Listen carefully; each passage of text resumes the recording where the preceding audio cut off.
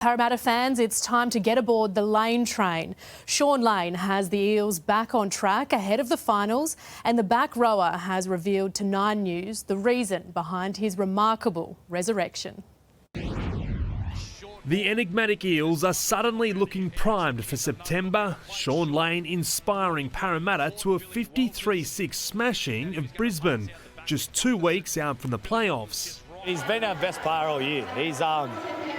He's just come with a new attitude, and it's great to see. Lane has unlocked the Eels' left edge after discovering how to live his best life. I think being happy off the field is probably the number one thing, and you see it with a lot of players when they go through personal issues that their form on the field suffers, and I think it's the same in most other careers also. The back rower says a sea change to Sydney's northern beaches has helped with his happiness, but the biggest reason behind his transformation was the decision to study psychology. Being in such a high-stakes sport, performance psychology is a big part of it, and understanding pivotal moments and how to approach those.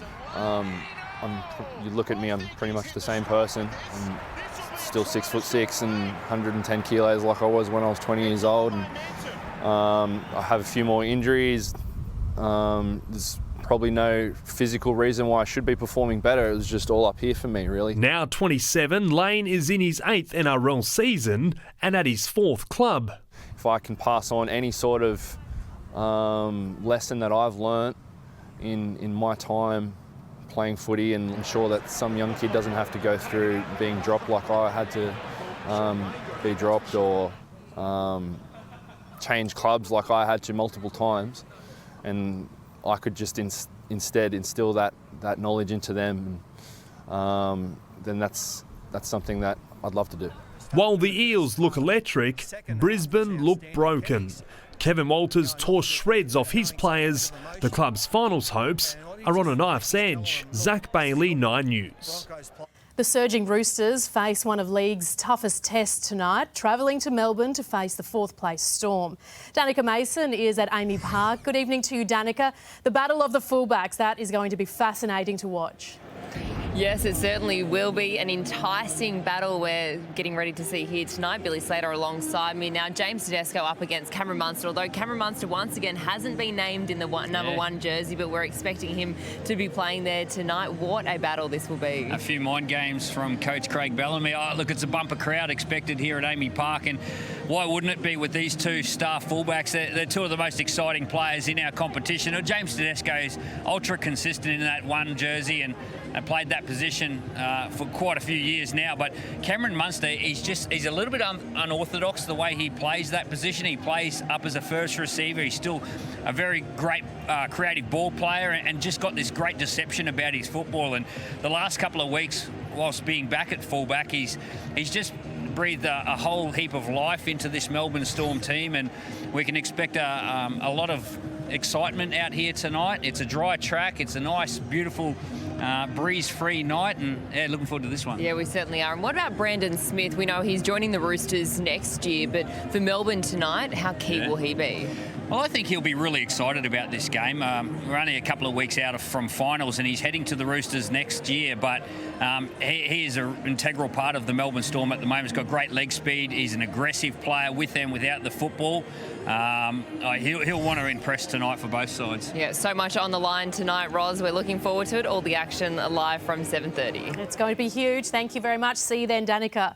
Now they've got their coach. Now the Bulldogs are eyeing off their next marquee player, meeting with Dragons halfback Ben Hunt today. Queensland's Origin hero is off contract next year, and talks to re-sign with the Red V have stalled. Jason Demetriou says he's got no problem with former Rabbitohs coach Wayne Bennett trying to steal his players. Bennett has publicly declared he wants Latrell Mitchell at the Dolphins, but Demetriou believes life at the new club won't be all it's cracked up to be. Lucky Wayne Bennett left Souths on good terms. They're forgiving him for trying to recruit the club's best player to Redcliffe. He can make some noise up there, can't he? But no, look, he's building a team. He's doing what he needs to do to try to get a team. But Jason Demetriou has a warning for Latrell Mitchell and anyone else who wants to head north to play under the Supercoach. Ultimately, they're contracted till the end of 23. Going and playing for Wayne for 1 year before Christian takes over in 24. I don't know if that's a real carrot for anyone.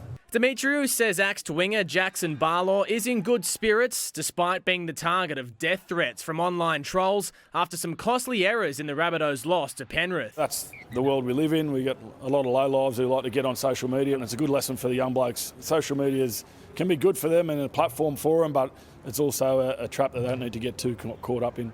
Tiger New Brown used his Instagram to respond to angry fans this week, revealing he cried after being abused following his side's thrashing by the Roosters. That was more just to show fans that we are humans, show people that we are, at the end of the day, we are fathers, we are sons, we are brothers. And the NRL's most capped current player is calling it quits. After 314 games and counting, Sharks veteran Aiden Tolman will hang up the boots at the end of the season. It was difficult. Like, the hard thing is, it's been such a great year here. We're a really good bunch of boys. We're enjoying our footy. We're playing some good footy.